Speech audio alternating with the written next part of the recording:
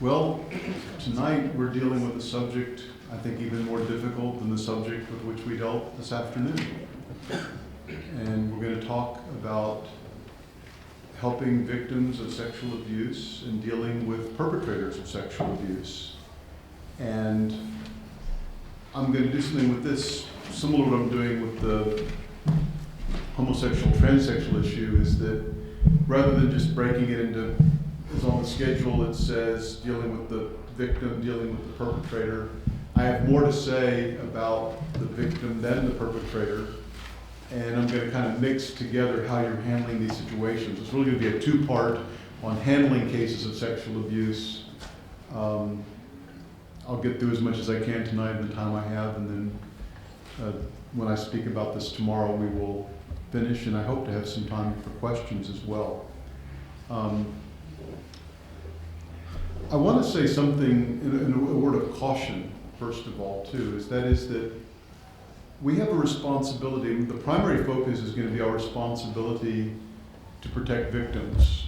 And the big problem is that victims often do not report, often they're not believed. That is a bigger problem, and I'm going to focus on that. But I also want to tell you that as Christians, we can't hold someone guilty without evidence or proof. And there have also been famous cases in my country of false accusations. I had a 14-year-old girl who wanted her father, she was trying to control her family, and she wanted her father to do what she wanted her father to do. And when he refused, she basically threatened him and said, if you don't do what I want, I'm going to call Child Protective Services and say you've been molesting me. And I even asked her, has he been molesting you? Well, no. But she knew that she had power in that kind of accusation. Can you think of an accusation of someone in the Bible who was falsely accused of sexual assault? Very good. Joseph. He was imprisoned under a false accusation. In the Old Testament, you couldn't put someone to death for a capital crime without multiple witnesses. And that's actually one of the problems in some cases of sexual abuse. I'm talking about, when you have a man and a woman alone in a hotel room, and he says it was consensual, and she says she didn't want to do that, it's pretty complicated. I think you can gather evidence in some, no man, first of all, if we would all agree that people who, other than a man and a woman who are married to each other, people shouldn't be doing that, that would be a big help in culture. And again, a man in that situation, if the woman says stop, or if she doesn't give consent, obviously he should stop. But this is part of what makes it complicated, is culture deteriorates. And rather than the standard being we're married and we love each other in the marriage, the standard is consent by any two adults of any gender under any circumstance. Well, how do you know whether consent has taken place apart from witnesses? So this is a big problem. I should also mention, how many of you have found the PDFs that you could download? Almost none. Okay. So I would encourage you to get hold of those, talk to Neil. I have extensive notes on dealing with abuse in general, and then the notes that would follow this talk on dealing with sexual predators. I'm going to focus on the sexual predator talk, but the notes on abuse I'll reference a couple times, the material in there, but that could also be a useful outline for you with lots of Bible verses and points in there. The bookstore has this booklet that I wrote called Help Someone I Love Has Been Abused, on dealing with abuse in general, physical abuse, all broad categories. So I would commend that to you if you are interested in getting that, and the booksellers would be happy to get rid of a few of those. I've got a big stack last I looked. So I want to speak about a situation that actually occurred in our church about 4 or 5 years ago. And it's probably the greatest challenge in the almost 30 years of our church in California. And that was that we had sent a man to the field as our missionary. He was a Filipino immigrant to the United States. He'd been a pastor in the Philippines. He was sound of doctrine. He was a good teacher. He was in our church for several years and became an elder. became one of the pastors. We saw many people come to faith through him, baptized through him, discipled through him. There was never a hint that we could see of any impropriety in his behavior, and we heard nothing but good things about him from the people who knew him. So in the year 1999, our church started in 1990, we sent him back to the Philippines. By then he would have been nearly 70 years old, kind of like Dr. Mack, we thought. And sent him there to do church planting. He and I had actually been going every year to the Philippines and doing training, and large groups of pastors were coming and getting training. And we could see the influence he had, so we sent him back there. Well then, many years later, I can't do the exact, after he'd been there for 15 years, his wife passed away. And after his wife passed away, one of their children, and I should add, this guy was he was about my dad's age, and we were like adopted into his family, and his children were like our siblings, and we traveled with them. I thought I knew him very well. We went to conferences together. Well, after his wife died, he suddenly resigned as a missionary. Suddenly he left the larger area of the Philippines, was doing ministry, and went up in some little bitty island somewhere. And it just all seemed a mystery. But then, after the wife's funeral, one of the children came to me and said, "We need to tell you something. We don't want to tell you this. But when our mother died, we discovered that our father had been having an affair with a woman in the church. And it turns out that the affair began when the man was 70 years old and the woman was 16 or 17. And that it had gone on for 10 years or more. And this had been all uncovered after the mother's death. And that was just horrible to us. But then as we began to investigate more, we learned that before he had immigrated to America, back when he was his 30s, 40s, 50s, when he'd been a pastor, there had been a pattern of this kind of wicked behavior. And Caroline and I actually rushed to the Philippines to address the churches that had been influenced by him, pastors we'd been sending money to teach about these things. And as we got there, just as one example, there was a lady who by then was in her 40s and said that she had been raped by this man when he was a pastor when she was merely 16 years old. And that at that time, she told her mother, and her mother said, "I'll keep you safe." And this guy just went on and pastored in other places. And there were family members, I learned later, people I thought were my friends whom I could trust, who came and sought my forgiveness. One of them was actually having panic attacks, interestingly enough, I think probably over guilt over this, saying, "We thought he had changed. We knew these things about him." Now, from my perspective, when 1 Timothy 3 talks about the qualifications of an elder or a pastor as being above reproach, having a good reputation, and being a one-woman man, he should have never been an elder in our church. He should have never been a missionary. But it was just terrible. And just going there and seeing all the people who were hurt with this man they looked up to so much.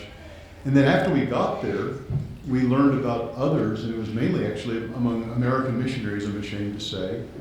And we learned from the Filipinos that they had been behaving in the same way. It just was a common thing among church leaders in that circle. And it was awful. And yet, there have been many more. And actually, just in terms of counseling, this isn't like something I ever intended to specialize in.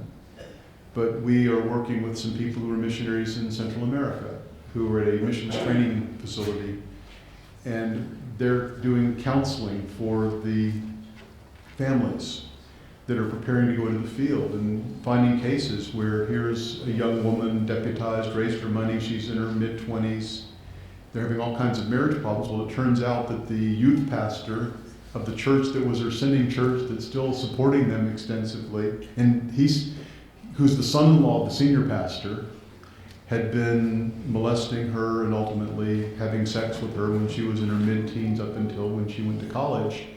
And she's all hung up over it, but now they've got to do it. Just case after case. There have been recently in the United States, in major newspapers, exposés among the conservative Baptists, among the Southern Baptists, of just cases of people in leadership mistreating or sexually getting involved with people under their authority, often minors. Even if it's not a minor, it's still a gross abuse of pastoral power and authority, which we're going to get into more as we go along. And this is all in a world where you've probably heard of Me Too, right? And that's been in the last year, where it's not, that's the church. It's horrible this is in the church, but in the world it's been exposed a lot more, where you have many women, and I think even today, there's somebody who, women have come out saying that Placido Domingo in the 80s mistreated them, and now his concerts are being canceled, and it's a huge problem. It's a huge area. I mean, one good thing about the Me Too movement is, at least to some degree, the problem is being exposed. But we as the church have a responsibility, and I mean, there are a few different aspects of this that are really important. One would be, we want to do all that we can within our power to protect those who are vulnerable and not to be naive. And I think the church has been a soft target where there have been many naive people, well-intentioned, but we've been vulnerable. In Proverbs 31, we know verses 10 to 31 is the very, very famous part. But in the first 9 verses, it's the beginning of some instructions to the king. And it says in verse 8, open your mouth for the mute and for the rights of the unfortunate. Open your mouth to judge righteously and defend the rights of the afflicted and the needy. And so we have a responsibility as church leaders to care for those who are vulnerable, children, teenagers, and adult women who are vulnerable to those who would take advantage of the weak. One of the hardest things for me ever in my life was my best friend in seminary, who was a pastor. He helped start an association of churches with me as a pastor in the next community. We had joint services together. We spoke at each other's churches. We had conferences together. We had lunch every month, and we would pray together and talk together, to learn that he, a few years ago, had to resign his church because it had been exposed that he had a sexual affair with a woman in the church. It wasn't a child. But I regard, and I think biblically we'll establish this, but it's also the culture recognizes this, when a person with great power, the person who is respected as a church leader, it's not an equal relationship. In this case, it was a lady in ministry in the church, where he is much more culpable than she.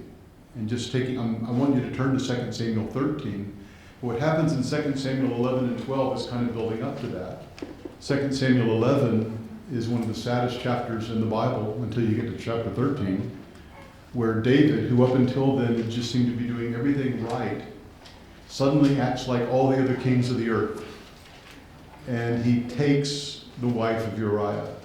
He sees her, he takes her, and the way it's described in 2 Samuel 12 is, who is Bathsheba in that story? What is she portrayed as in the parable that Nathan tells? The ewe lamb.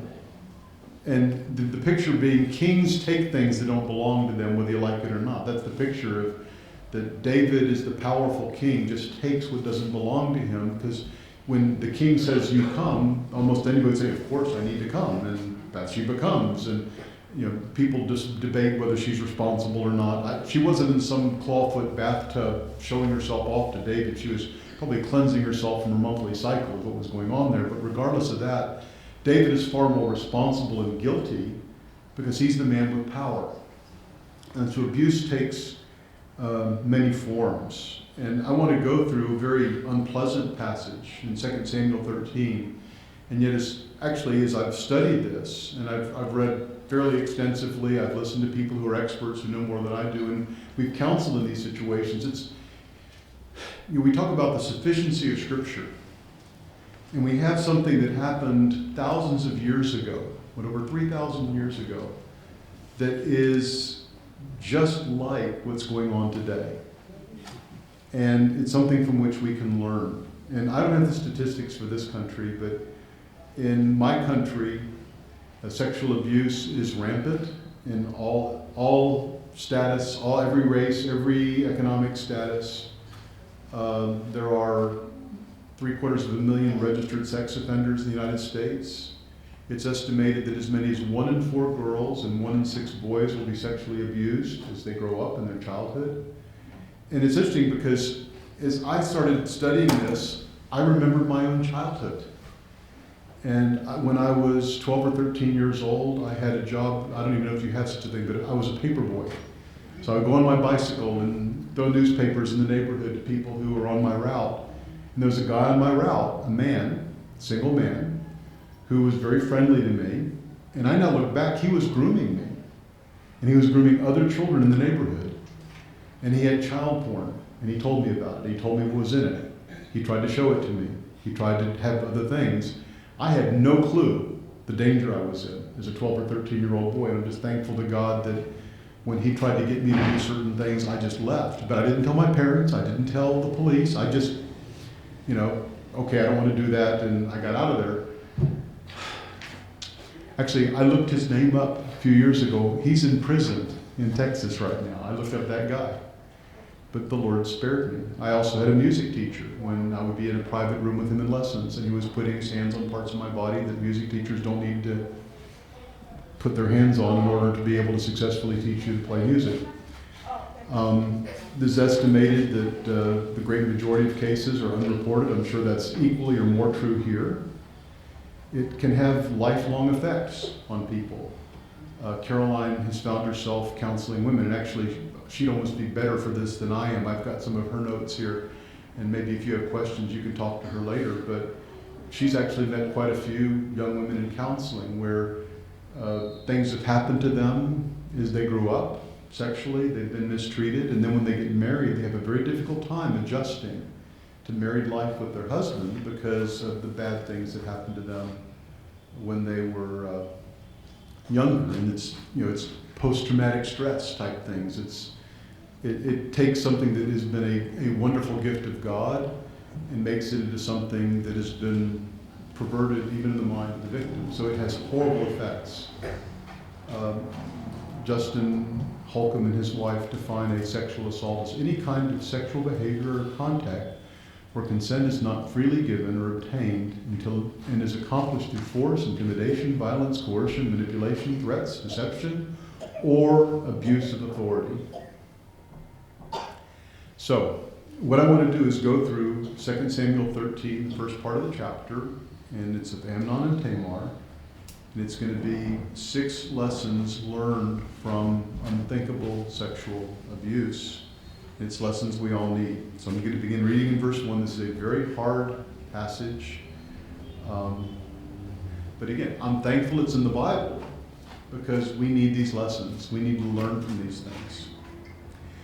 Now, it was after this. What's this? It's the whole thing with David and Bathsheba, right? And the death of the son and all that. So it's after this that Absalom, the son of David, had a beautiful sister whose name was Tamar. And Amnon, the son of David, loved her. Amnon was so frustrated because of his sister Tamar that he made himself ill, for she was a virgin, and it seemed hard to Amnon to do anything to her. But Amnon had a friend whose name was Jonadab, the son of Shimeah, David's brother. And Jonadab was a very shrewd man. And he said to him, "O son of the king, why are you so depressed morning after morning? Will you not tell me?" Then Amnon said to him, "I am in love with my sister Tamar, of my brother Absalom." Jonadab then said to him, Lie down on your bed and pretend to be ill. When your father comes to see you, say to him, Please let my sister Tamar come and give me some food to eat, and let her prepare the food in my sight, that I may see it and eat from her hand." So Amnon lay down and pretended to be ill. When the king came to see him, Amnon said to the king, "Please let my sister Tamar come and make me a couple of cakes in my sight that I may eat from her hand." Okay, point 1. Sexual predators are incredibly deceitful. Now, part of the deceit is they are self-deceived. It's interesting, if you look at verse 1, it says, Amnon, the son of David, loved her. He thinks he loves her. He believes he loves her. He's delusional. Later on, after he has raped her, when you get to verse 15, It says, then Amnon hated her with a very great hatred, for the hatred with which he hated her was greater than the love with which he had loved her. And Amnon said to her, get up, go away. And so, and this is true of pedophiles, this is true of others, that gets love. They want to, they claim they love the victim. One thing that's happened with pastors, even pastors who have become involved with counselees or counselors, is when you're trying to comfort this person, she's been abused, she's been mistreated by her husband, she's lonely, she's sad. Well, true love seeks what is best for others, 1 Corinthians 13. It rejoices in righteousness and in truth. But it's interesting how our culture uses the word love for nothing but lust. And men, it's usually men, using the word love, sometimes try to persuade women to do what they should not do outside of marriage. But then also sexual offenders, in their deceitfulness, abuse trust. Amnon was the crown prince. He was trusted by his father. He was trusted by his sister when she came to feed him. He had a position of respect. He had a position of power. And what was in his heart was so unspeakably evil. Even though he had all those advantages, it says he was frustrated. It says it was hard for him to do anything to her. I mean, he wasn't even bright enough to pull this off on his own. He needed help.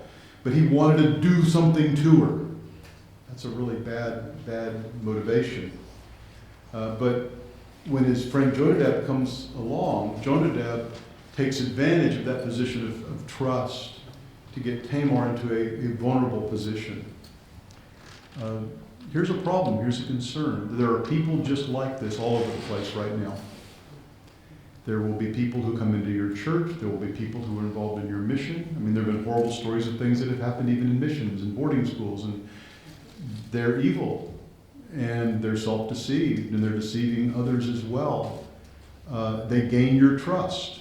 Again, when I learned what had happened to this guy, I mean, right now I can talk about it calmly, but I remember when I had to tell the leaders of our church and then the whole church what had happened, nobody could believe it. It was just the most incredible thing. And this great man we all admired so much, who by then was in his 80s, that he would have done these terrible things.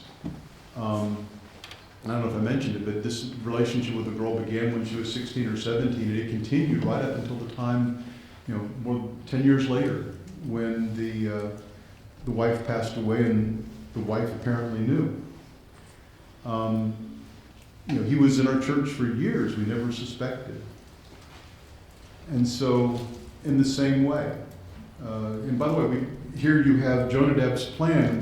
They figure, how do I manipulate circumstances to get her alone so I can do to her what I want? And some of you have heard about this, that sexual abusers are incredibly skilled at gaining trust and then grooming their victims. And you're probably aware of this, but most of those who are guilty of sexual abuse is not strangers. It's family members. It's this uncle, it's this aunt, it's this grandpa, it's a trusted friend of the family. Or it could be the 15-year-old son of your best friends who's over at the house playing with your little kids. And it's people who are close, people whom you do trust. They take advantage of that trust. Our guy had a particular method, just like Jonadab suggested for Amnon. And that was that he had a vehicle. In the Philippines, not many people had vehicles, and it held a lot of people. We bought it for him, I'm sad to say. And he would, after a meeting, take everybody home, and he would have his intended victim as the last person to drop off.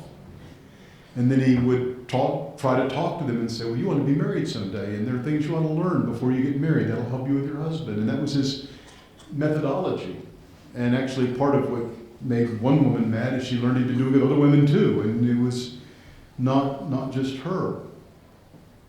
So they put much effort and thought. This is a cleverly thought out scheme from a position of trust. And that's where, again, our concern for churches is we are often soft targets. It's hard to find nursery workers. It's hard to find Sunday school teachers. We're a very welcoming people. And so people, we come in and, you want to serve, you love children, that's great. Taking advantage of that implicit trust. That's why I would also add, going back even to my friend, that those who have spiritual authority are a bit like Amnon in the sense that they're trusted. Here's a pastor. Everybody loves him. He's been there for many years. And so a woman thinks nothing of meeting alone with him for counsel. The husband wouldn't think anything should happen because this is a man of God. So for him to use that power, and then he's persuasive.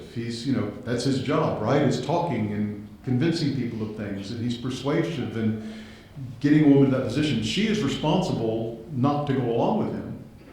But he is much more culpable because he's the person with the power, the respect, the authority who is manipulating. I mean, you hear stories of evil pastors and missionaries, multiple women, even if they're adults and it's not a crime in the sense of a minor, it is still exceedingly evil. So they're incredibly deceptive. I'll continue reading in verse 7. So then David sent to the house for Tamar, saying, "Go now to your brother Amnon's house and prepare food for him." So Tamar went to her brother Amnon's house, and he was lying down. And she took dough, kneaded it, made cakes in his sight, and baked the cakes. She took the pan and dished them out before him, but he refused to eat. And Amnon said, "Everyone go out from me." So everyone went out from him. Then Amnon said to Tamar, "Bring the food into the bedroom, that I may eat from your hand." So Tamar took the cakes which she had made and brought them into the bedroom of her brother Amnon. When she brought them to him to eat, he took hold of her and he said to her, "Come lie with me, my sister." But she answered him, "No, my brother, do not violate me, for such a thing is not done in Israel. Do not do this disgraceful thing. As for me, where can I get rid of my reproach? And as for you, you will be like one of the fools in Israel. Now, therefore, please speak to the king, for he will not withhold me from you." However, he would not listen to her, since he was stronger than she. He violated her and lay with her. Then Amnon hated her with a very great hatred, for the hatred with which he hated her was greater than the love with which he had loved her. And Amnon said to her, "Get up, go away." But she said to him, "No, because the wrong in sending me away is greater than the other you have done to me." Yet he would not listen to her. Then he called his young men who attended him and said, "Now throw this woman out of my presence," and locked the door behind her. Now she had on a long-sleeved garment, for in this manner the virgin daughters of the king dressed themselves in robes. Then his attendant took her out, locked the door behind her. And Tamar put ashes on her head and tore her long-sleeved garment, which was on her. And she put her hand on her head and went away, crying aloud as she went. Is that the saddest thing you've ever heard? It keeps happening. My second point is that potential victims need to be taught to cry out. Amnon manipulated Tamar into a situation in which she was helpless. I think she did cry out. She cried out afterwards as well. But the king, or the crown prince's servants, were not going to come in and interrupt. They were not going to stop what she was doing. It's so sad too, and this is also sometimes true of pedophiles or other abusers. Initially, he wants her to cooperate. That's been his fantasy, his dream, that of course his sister will want this as much as he, and then when she doesn't, because she's godly, he imposes himself on her anyway. I mean, Tamar here is in many ways just a model of godly character, isn't she? Here's how to deal with sexual temptation: is no, this is wrong. Even in the context, look, David will allow you to marry me better than to do this. You know, if that's what must happen. She was even ready to go that far, but she's warning him, you're going to bring shame and disgrace on me, and you're going to be a fool. She refuses to be a willing participant. This is actually in contrast to a lot of what happens. And there have been psychological studies done, and there's discussion of this, how often cases the victim is afraid. They freeze, they're quiet. This is actually what happens in a lot of date rape scenarios, where the woman hates it, but she's being quiet because she's fearful of what may happen if others hear, or she thinks that the problems that would be incurred by fighting or shouting are worse than the problems of just putting up with what's about to happen to her. and they're scared into silence. But then the perpetrator says, well, she must have wanted it, she didn't say anything, which is completely wrong and evil on their part, back to the point of where sex is supposed to be. But there's a passage in the Bible that actually addresses this kind of situation, and I think it's a very important one as we try to keep potential victims safe. And in Deuteronomy 22, I'll begin in verse 22. And this is under the Old Testament law. Let me kind of explain, this is a general point of interpretation, is that while we are no longer under the Old Covenant civil laws of Israel, they were revealed by God and there's wisdom in them. And so we can take some of that wisdom out of these, even though we're not in a theocracy, if that makes sense. And so in verse 22 it says, if a man is found lying with a married woman, then both of them shall die. The man who lay with the woman and the woman, thus she shall purge the evil from Israel. If there is a girl who is a virgin engaged to a man, and another man finds her in the city and lies with her, then you shall bring them both out to the gate of the city, and you shall stone them to death, the girl because she did not cry out in the city, and the man because he has violated his neighbor's wife. Thus you shall purge the evil from among you. But if in the field the man finds the girl who is engaged, and the man forces her and lies with her, then only the man who lies with her shall die. But you shall do nothing to the girl. There is no sin in the girl worthy of death. For just as a man rises against his neighbor and murders him, so it is the case. When he found her in the field, the engaged girl cried out, but there was no one to save her. And what I derive from that is a biblical principle that I think is something that's very, very practical, that we need to teach our children. We need to teach our teenagers. It's something that even we need to teach our young adults. And that is that if someone attempts to do something to you sexually that they have no right to do, meaning it's not your husband or your wife, then you need to cry out. You should not cooperate. You should not be silent. You need to scream bloody murder. And there's been an objection to this. Some people would say, well, don't you understand that women and children in that situation tend to freeze and tend to be silent? And I say, yeah, I do understand that. That's why they need to be taught to do what doesn't come naturally. They need to be taught to do the opposite of what they feel like. So, and I'm not condemning women and children who fail to cry out. The guilt is with the perpetrator. But I'm saying if we want to protect potential victims, and if we want to expose evildoers, then, and as culture gets worse and worse, then we need to be teaching these things. As in Israel, it's just obvious that if a woman was approached by a man in the city, she was going to scream because she was not going to be guilty of adultery or fornication. She was going to resist, and that was just assumed. That was, in this horrible, evil thing that was happening to her, that was what her responsibility was.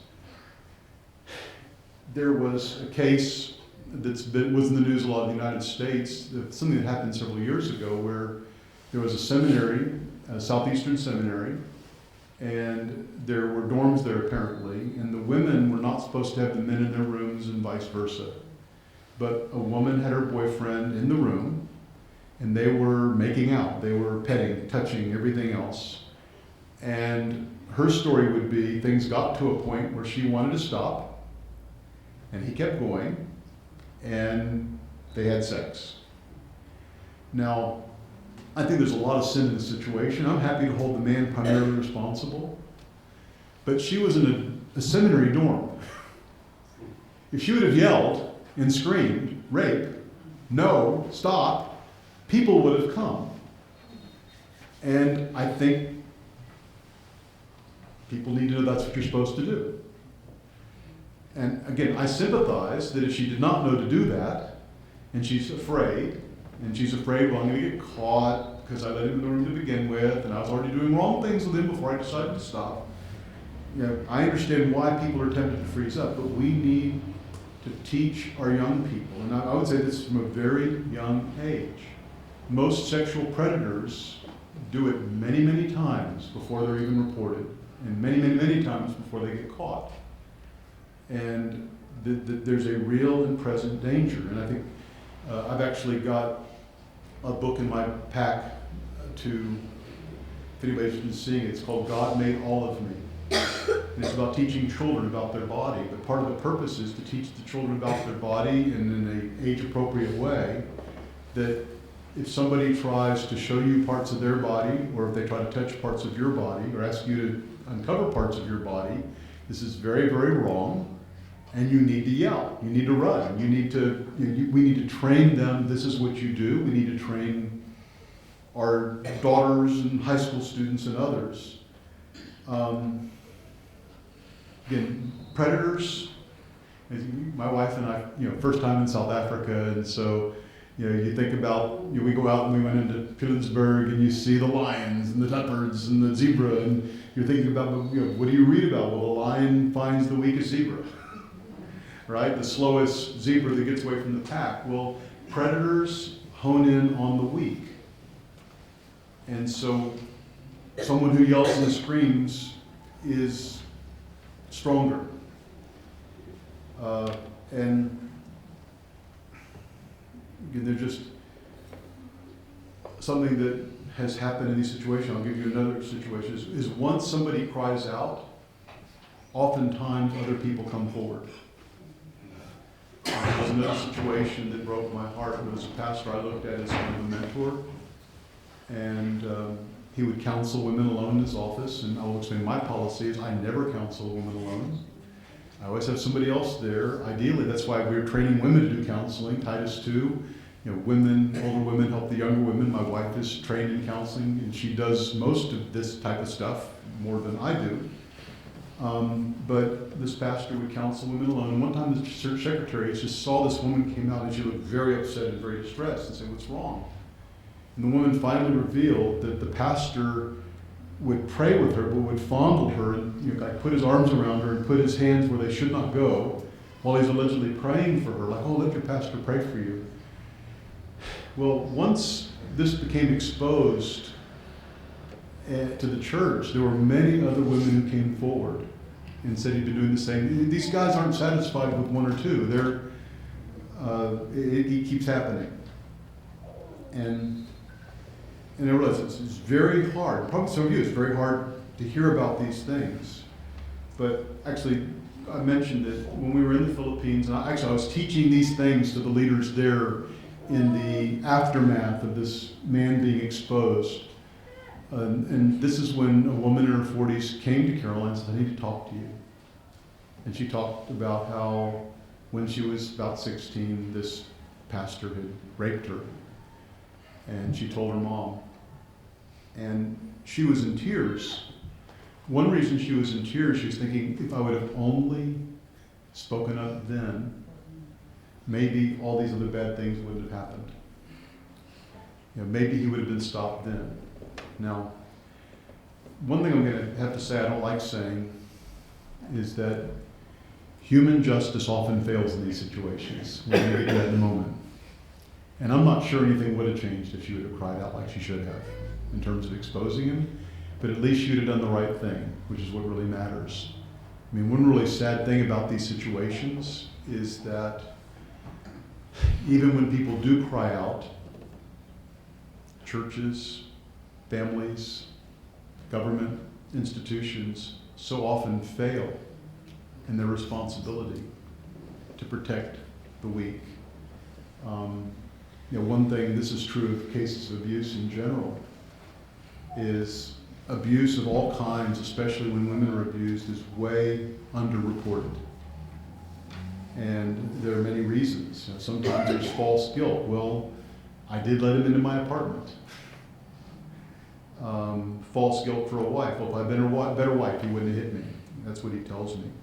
There's fear that he'll just do worse things to me if I turn him in. He threatened me.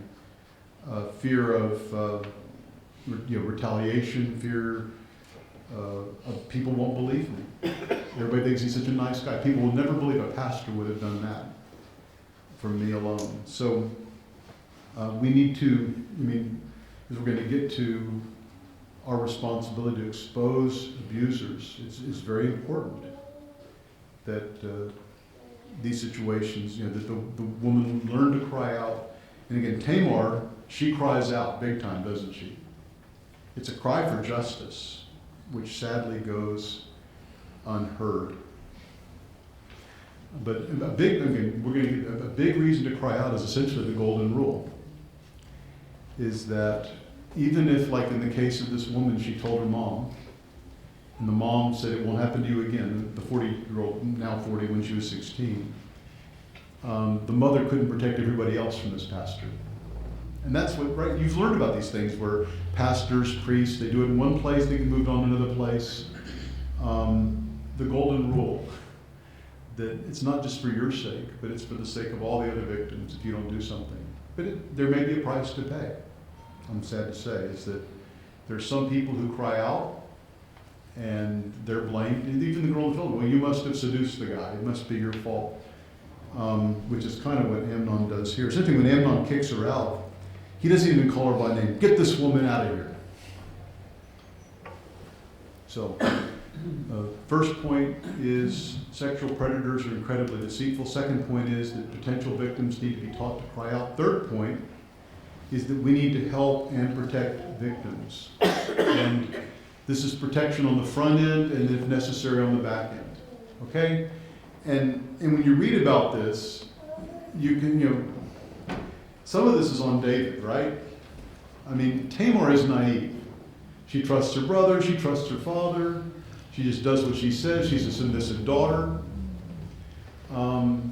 David seems to be a bit naive. Why would David ask Tamar to go help Absalom when he's sick? And I think part of David's problem, actually, this will be when it comes later as well.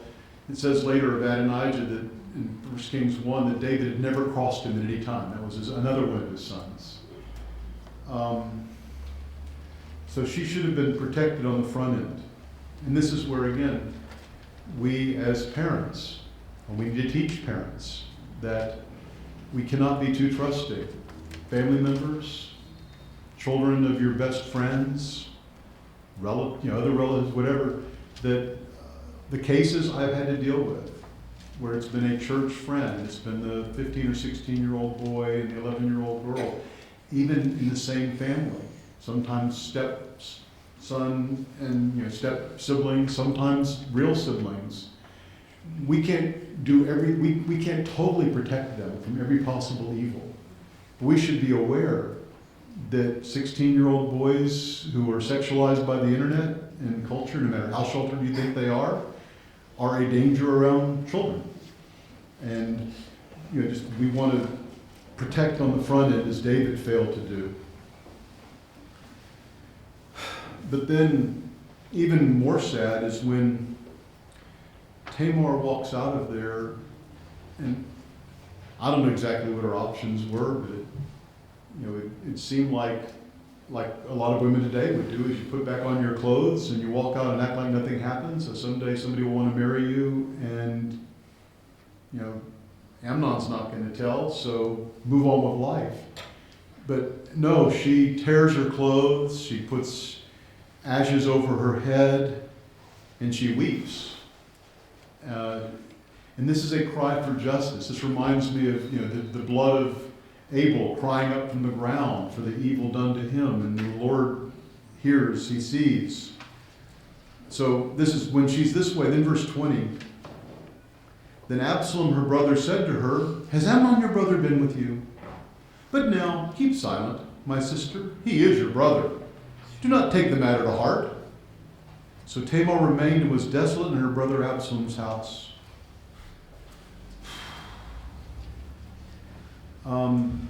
Now Amnon does one thing that's, I guess, what we should do, which is, and Caroline talks about this, is that if you suspect someone has been sexually abused, without asking a question that's too leading, I think it's appropriate to ask. And there are certain behaviors sometimes you'll see in a child. A young child being unusually sexualized, or touching themselves in a certain place, or complaining about pain in a certain place, or showing interest sexually beyond their age. It's reasonable. Has somebody touched you where they're not supposed to touch you? Has something happened? And the investigation of these situations is important. And I would also, the response of the person the victim tells is so important. often a victim only confides in one person. Like the woman in the Philippines, she told her mother when she was 16. The mother, I don't think gave a good response, did she? She didn't expose the pastor. He goes on to some other church, and as long as he's not in our church anymore, fine with us. But then he keeps doing it for 30-something more years. And so, in this case, Amnon asks, but then he basically says to be quiet. Do you realize how often this happens in families right now? I mean, I'm thinking of America, but I'm pretty sure it's all the world. Is the girl complains about what the uncle did or the grandfather did, and she's told to keep her mouth shut. No, he would never do that. You misunderstood. They're not believed. They're not protected. The person who hears, sometimes they get mad at the person who reports. Like, how dare you say that about your uncle? He's such a good man. That was also a sad thing about the case of our missionaries, that many people I thought were my friends, knew about his past and never told us. And I think we had a right to know, since we had given an elder in the church. Then you continue in verse 21. Now when King David heard about all these matters, he was very angry. That's a start. But he's very angry, but he does absolutely nothing. Poor Tamar, she has a cry for justice. What should happen to a man who rapes a virgin in Israel? We read, she should die. He should die, right? She cried out. He raped her. It's unquestionable what happened. That's what David should have done. But this is the crown prince. It's kind of like what's later with Absalom, right? When Absalom's trying to take over the kingdom, and David cares more about Absalom than the people loyal to him. It's like the case of Adonijah, where he'd never crossed him at any time. And I think part of the problem, and this is part of the judgment on David, where David is told, what you did in secret, your children are going to do openly. That David, by his own immorality, lost his authority. How can he have moral authority to condemn what Amnon did, when really he did something similar? Not as forcefully, perhaps, but he stole a woman who was not completely helpless, but pretty helpless. Using his power, he overpowered Bathsheba by summoning her and doing what he wanted to her. So it's going to be pretty hard to put Amnon to death for the same thing. And I mean, this is where Tamar drops out, okay? She just lives in her brother's house. It says, Tamar remained and was desolate in her brother Absalom's house. What a tragic ending. Those in authority have a duty to punish evil and to protect the innocent. And this would be at the level of the church. And this is where churches, mission agencies have failed. And some churches are in big legal trouble. Some are in big trouble just in terms of their reputation because they have covered up. And at first it was the Roman Catholics sending the priest from this place to this place to this place. And we thought, well, yeah, they've got bad doctrine, of course. Well, now it's the Baptists and the Presbyterians and the Methodists and everybody else who are guilty of very similar things. That we have a responsibility, and this is where, again, families, they pressure the victim to be quiet or even blame the victim. He's a good man. He's a good pastor. We all love him. She must have really come after him. She must have seduced him. And again, church leaders are supposed to be protecting sheep from wolves, and we need to be aware. Like somebody told me I went out in the garden, well, look out for the cobras and the adders. Maybe I was being teased as the American, I don't know. But there are wolves out there, and we as leaders should not be naive. And the problem is they're in sheep's clothing, so we don't know which are the wolves. That leaders are to reflect God's care for the weak, for the oppressed, and for the helpless. And this is a responsibility of government leaders on the civil level. It's a responsibility, though, of church leaders in the context of the local church. exposure, discipline, etc. Psalm 146, 7. He is God who executes justice for the oppressed. The next lesson learned is that sexual predators need to be publicly exposed. We cannot always prevent evil from happening in a sinful world. But actually, when you expose a predator, you're preventing more acts of evil, if you're wise. As I said earlier, many cases of abuse are not reported, and then the perpetrator does it. And there are various estimates of dozens of times potentially when a perpetrator does this before he's caught and before he is punished. And so again, David failed to do this. David himself had done his own cover-up, right, with Bathsheba. Ultimately letting Uriah, first he tried to cover up by having Uriah spend time with Bathsheba. When that didn't work, then it was covering up by having Uriah killed. And there, again, we've already talked about it, so many denominations, families, churches, missions agencies, where, and by the way, this is where you need to plan ahead of time what you're going to do when this happens. Sooner or later, there's going to be an allegation. Sooner or later, in a fallen world, a wolf will come in and will try to do something like this. But when it happens, let me tell you where the temptation is, and that is that you're thinking, we cannot afford a scandal like this. We don't want the police coming to our place. We don't want, the person, here's this 15-year-old boy who's being accused of touching the 11-year-old girl or whatever the situation is. His life could be ruined if he's labeled a sex offender, has to go to juvenile hall or jail. But often it's even the parents of the victim saying, we don't want our child re-victimized by being interrogated by the police or the Child Protective Services or having to testify in court. So let's just make it all go away. So there's not, people may leave the church if they learn that there's been a sexual predator in our church. So people, they're tempted to cover it up. In the United States, there have been laws passed that counselors of all kinds, church leaders, doctors, teachers, if there is strong evidence of a sex crime having been committed against a minor, we are mandated reporters, which means that in our country that if I learned of something like this happening, I could go to jail if I don't report. And I think those are good laws.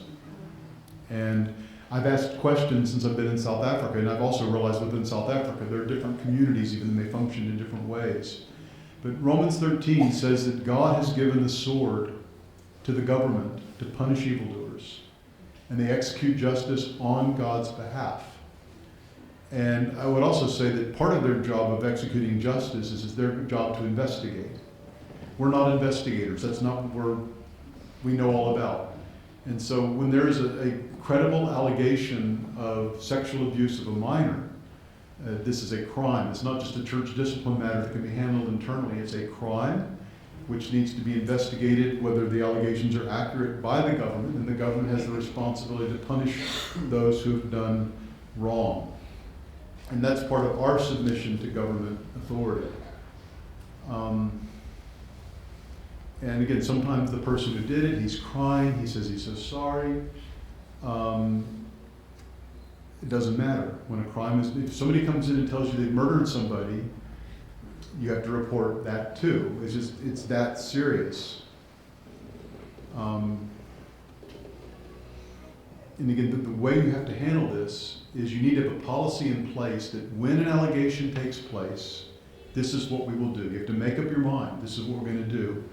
Because if you just hit the situation without planning ahead of time what you're going to do, you're going to be tempted not to do the right thing. And again, sometimes it'll be the victims who are even saying, no, I don't want to report, or I don't want. You have that responsibility whether they like it or not.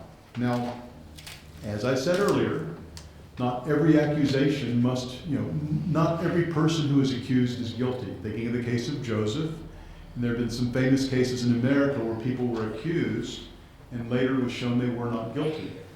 Even then, the primary responsibility for investigating that rests with the government and not with us. Now, the church on its own level may do an investigation in terms of church discipline. And you have both things happening simultaneously in terms of the church and the government. But so much of this is so that potential victims will be, other victims will be protected if this person is exposed and taken out of circulation. And even in terms of church leaders, sometimes when a church leader is guilty of sexual sin, people want to avoid scandal, so they let him resign quietly, and he just kind of disappears. And now I'm talking not about even with a minor, but even sexual adultery or fornication with somebody in the congregation, whatever. But they let the person just kind of quietly move on. But the problem is they're going to some other church, most likely. And then it happens again. And if someone has the character problem, and again, I would regard a Christian leader, a person in a position of authority, who would use that authority and that power over one of his own members, one of his own sheep, to engage in a sexual relationship with them, that person has really bad character. They're abusing their trust as a leader of the church. The devastation on a church when these things happen, when the man they looked up to, the man they trusted, they learn that he has betrayed all of them by what he has done, that when 1 Timothy 3 has qualifications for elders, that when one does this, one is, I would regard, permanently disqualified when someone holding office is engaged in these things. I think one of the great mistakes sometimes the churches will make, they'll say, oh, well, we need to forgive him. Okay, God will forgive him like he forgave David if he repents. But forgiveness doesn't mean you're now restored to an office that very few are worthy to hold. And the Bible has a standard. People, God didn't execute David, he still could be king. Well, if God supernaturally revealed in the unique case of David that David was allowed to continue to be king. I would also add that looking back on what happened to David after he did what he did, he would have been better off dead from then on anyway. Life got a lot worse after that. David was not rewarded with a long, happy life. He actually died fairly young. Dr. Mack has already outlived David by 14 years, and I hope he does several more. But the Bible has a standard. We're not authorized by God to violate that standard. A one-woman man who is above reproach. And, the way you might ask the question is, would you want this man counseling your daughter, your wife, your sister, given that he's already shown himself to use that position of power and authority to indulge his own lusts? When our guy in the Philippines, he went to this other little island, and I learned which church he was going to there. And I learned that the pastor there had taken a liking to him and was letting him do some things in the church. I contacted the pastor and had a Skype conversation. It was on speaker. Caroline listened to me. And I'm pleading with this man. I said, you have a wolf. You've welcomed a wolf. This man, I laid out over a period of years what he had done and how he had sinned. And the pastor kind of said, oh, I think he's changed. Well, this is months later. And I can tell you, this man was not repentant, the man who did these things, when I talked to him. Not even close. One thing I'll mention in passing, those who weren't here earlier, I laid out there 4 cards, and samples of cards we've created. One of them is on repentance. Of course, I find 3 and not the 4th, but it's worldly sorrow versus true repentance. 7 characteristics of worldly sorrow and 7 characteristics of true repentance in contrast with each other. I've got one here. Thank you. There, I got it. Thank you very much, though. And if someone is truly repentant, part of it would be they would say, I don't trust myself. I can't believe what I did. I'd rather die than do it again. But I wouldn't want, of course I shouldn't be able to. I need to go get another job, be a church member, and follow whatever rules they put me under to keep other people safe from me. Instead of, why don't you trust me? Why can't you restore me? Why can't you let me lead? And sadly, sometimes in the United States, it's been the case where the members of the church say, well, we love him so much, let's bring him back. He committed adultery and hid it for 8 years. So I tried to talk to this pastor in the Philippines about our former guy. And it was heartbreaking, just that this pastor would not listen to me, just no. And already our former guy was using his truck to drive people around who didn't have cars. I mean, he's in his late 80s now. He's older than Wayne, still alive, and still, so far as I know, unrepentant. Okay, the fifth point, and I might not get all the way through this one tonight, as I said in the beginning. I'm going to kind of stay within my time, and then where I finish, I'll just pick up next time. But this is a very extensive point that needs to be dealt with, and that is that victims need help in dealing with the past in a biblical way. And this is a whole area all by itself. There's a book that we as biblical counselors have found very helpful called Putting Your Past in Its Place by a guy named Steve Viers. And the book is saying, how do I biblically deal with things from the past that are affecting me now? And we as biblical counselors, we're not Freudian saying you're everything you are because of your mother or something like that. But we also think it's biblical to recognize that things that have happened to people in the past affect them in the present. And so when you're counseling someone who has been victimized, I'll just give you some ideas. A lot of these are from my wife. Actually, I have Caroline talk to the women in our program about these things. First point would be, this is why women should counsel women, okay? That it would be best, Titus 2 talks about older women with younger women. We need to have women who are equipped to help other women biblically who have been through these things. You do not want a man doing this, generally speaking. And if a man is to be involved, and sometimes a pastor, then my wife and I, if a woman really needs to talk to me, my wife is there with me, participating with me, and I'm not going to be alone with her, period. But ideally, you have women who are equipped to hug the girl, to connect with her emotionally, to all the things that are perfectly appropriate from an older woman to a younger woman that would be actually very dangerous from a man to a woman, right? I've had situations before. A woman is in my office and she's weeping. Actually, one time I was counseling a couple and the husband said, I don't want to be married to you anymore. He walked out and suddenly I'm alone with her, which I'm not supposed to do. And now she's just weeping and weeping and weeping. I think this woman needs a hug and this woman needs support. So I picked up my phone and I said, somebody come over here. I got a woman to come over, the woman in the church who lived closest to where I was, because I wasn't getting out behind my desk. Because women who have been hurt, sometimes they're looking for someone they can trust, looking for someone strong. There's a vulnerability there. And men who are counseling, sometimes you want to feel like a hero, you want to feel like a protector, and there's danger in all of these situations. So have a woman do it and engage. And then there should be a lot of listening. The proverb says the one who speaks before he listens is a folly and a shame to him. Proverbs, I think it's 18:13. And hear the story. Let them speak. Listen kindly, respectfully, not in a judgmental way. You have to listen sympathetically. And then she has to sort out what's happened to her. There is such a thing as a false guilt or shame. In Deuteronomy 22, the passage I read earlier about crying out, deals with that very effectively in that it says that the woman who is in the field, do nothing to her. There is no sin in her. She was a victim. And that's where a woman needs to understand, or the victim, male or female, needs to understand, is that these are not things for which you should feel guilty when somebody did this to you. One quote from, I think it's from the book Rid of My Disgrace, is that victims almost always feel responsible for what happened to them. Almost all victims feel guilty. Maybe I should have done something different. Maybe I let him on. Maybe I didn't wear the right clothes.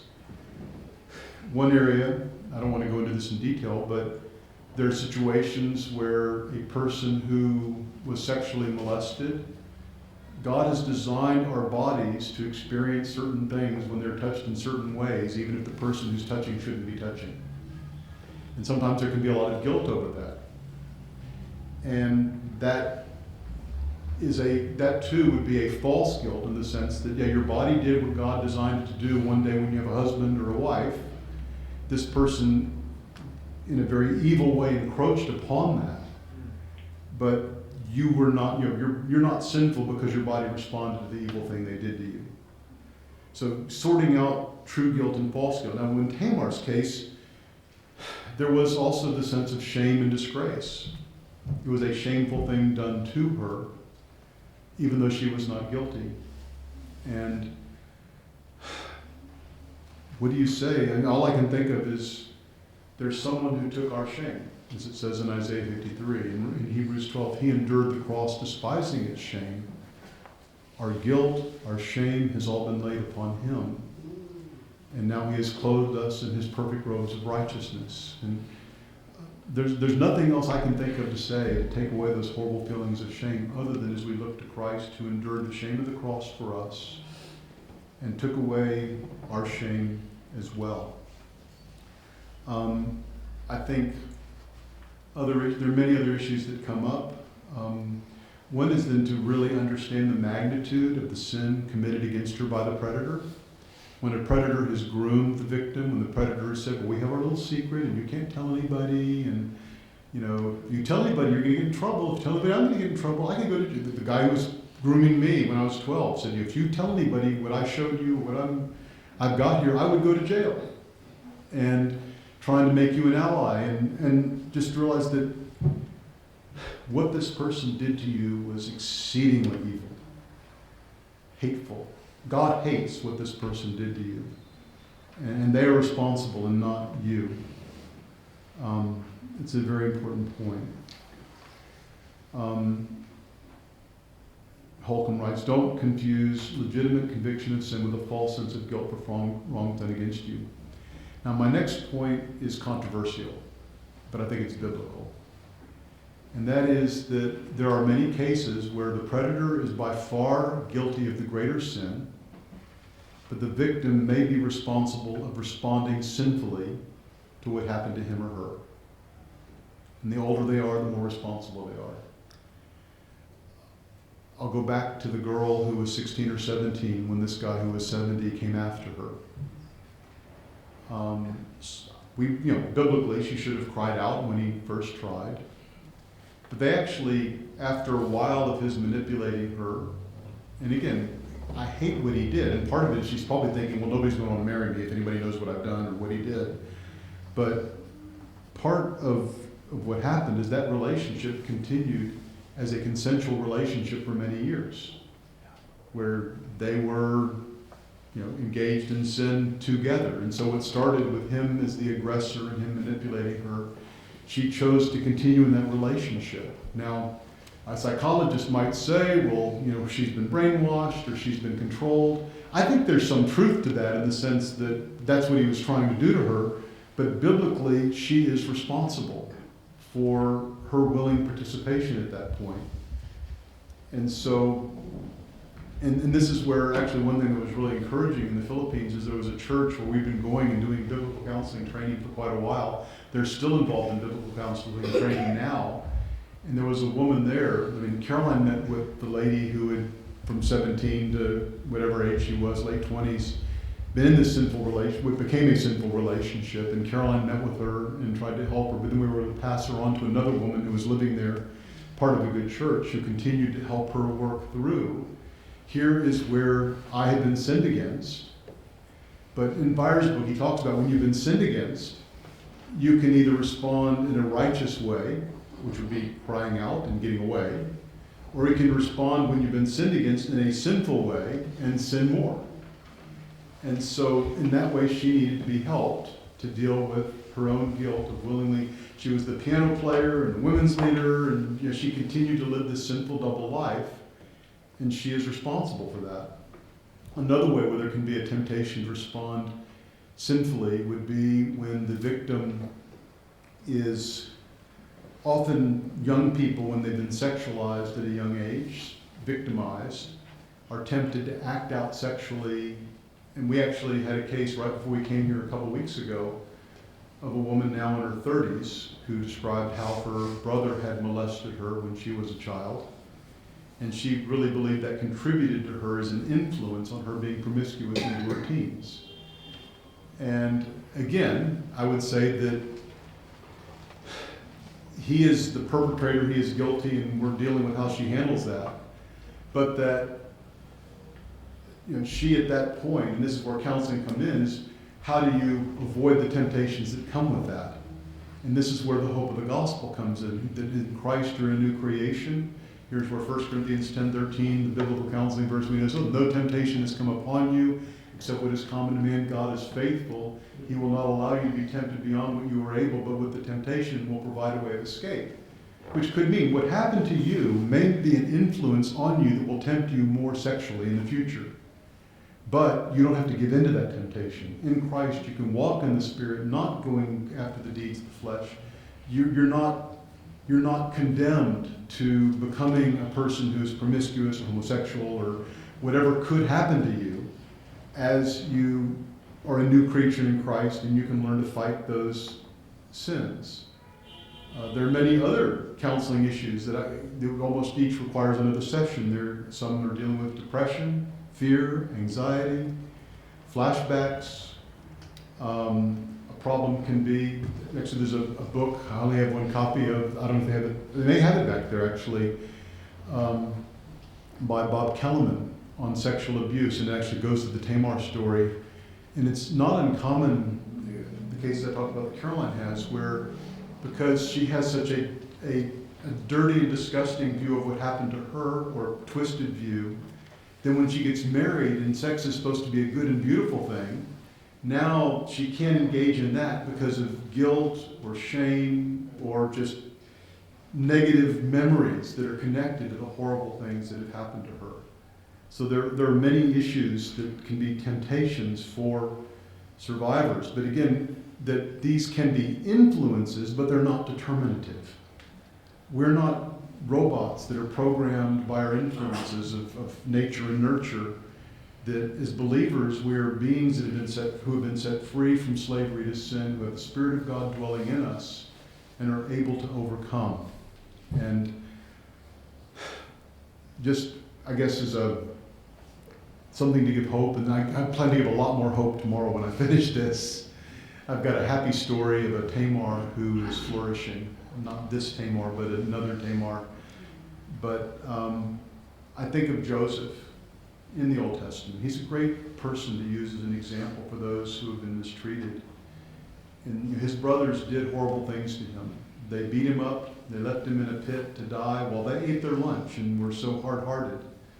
Then when they could make money, they sold him as a slave, where he spent years away from the people of God and the promises of God in a pagan country. And you would think, some psychologists might take that, well, that guy's going to become a menace to society. That guy's going to become an incorrigible criminal or something after all those bad things have happened to him. And it's kind of like an old Western movie, where at the end of the movie, the guy who, the bad guys who had done all these bad things, burned down his house, killed his wife, killed his kids, and now he's got the gun, he's pointing at them and says, well, now I'm going to get you.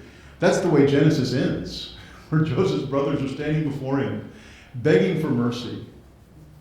But he says, am I in the place of God? That's the first thing he says in verse 19. Everybody knows what he says in verse 20, but in verse 19, when they beg for mercy, they ask for forgiveness. And the point is, and by the way, this is where the attributes of God are valuable in all of life and all of counseling. The justice of God is a comforting doctrine. That human justice may fail you. The police may not punish this guy. The courts may fail. The family may fail. Even the church may fail. But one day Amnon was to stand before the living God, give account for the evil he did to Tamar, and God will bring full and complete justice upon him. I'm glad God is just. I mean, his mercy and love are his popular attributes among some people. When you've been horribly hurt and human justice fails you, so Joseph said, I'm not in the place of God. I'm not going to punish you. He was prime minister. He could have pulled the trigger. He could have done it, but he didn't. And the second was that you meant it for evil, but God meant it for good, that many might be saved. We need to talk more about this tomorrow, but the point would be, God who is sovereign, and this is again, why did God let this happen? God is sovereign. But we can trust that ultimately he will do good for you. Ultimately he will accomplish his good purposes. We may not understand them. Joseph spent many years without seeing what God was doing, as he was a slave and falsely accused of rape and all, or attempted rape and all of that. But we can trust that God has good purposes for you because you are his child. And again, we don't know all those now. Maybe marriage, maybe ministry, it may be helping other people who've had these horrible things happen to them. That may be what some of you are doing in ministry, that happened. What happened to you, God will use that you would have compassion to be able to help others. But we have a God who is just and a God who is sovereign, and we can hope in him. Let me pray.